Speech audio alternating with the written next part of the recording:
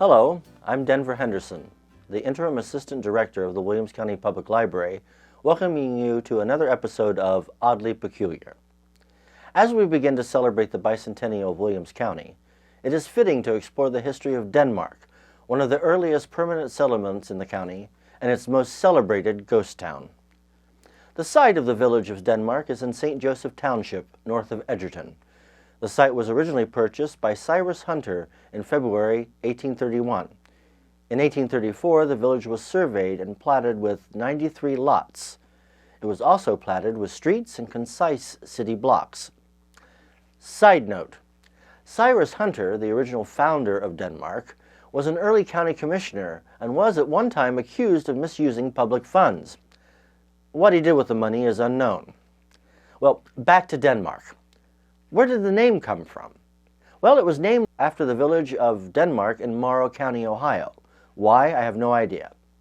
Denmark didn't start its true development until Judge Payne C. Parker purchased land at the site and donated plots for a public square.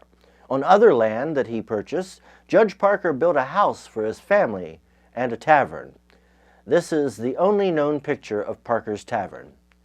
Part of Denmark's early success was that it was located on the Bellefontaine Road, an early post road stretching from Logan County, Ohio, into the Indiana Territory.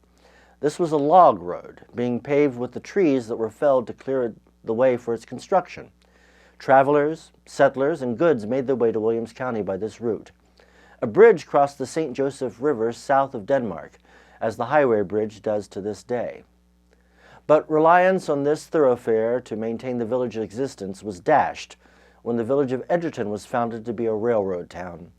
The old post road was not enough to bring commerce to Denmark, and despite its citizens' best efforts, Denmark declined.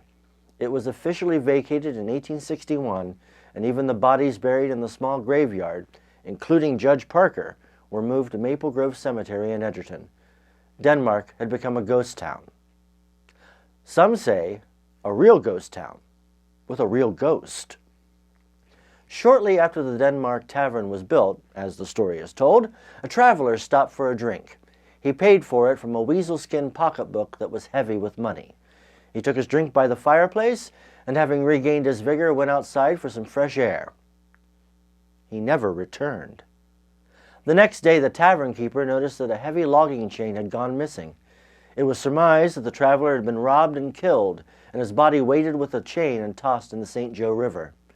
Now, a year after the disappearance, the patrons of the tavern heard a strange sound coming from the enclosed stairwell, the sound of a chain being dragged upstairs. The tavern keeper checked the stairs and found a heavy chain, the missing chain, on the stairs, still wet to the touch. From that time until the tavern was demolished, the stair door would never stay latched and would often swing open, accompanied by the opening and closing of the front door. Had the traveler returned for a final drink or for vengeance on his killers? Today, all that remains of Denmark is an historical marker in a field, but that it marks the site of the first village and the first ghost story is oddly peculiar.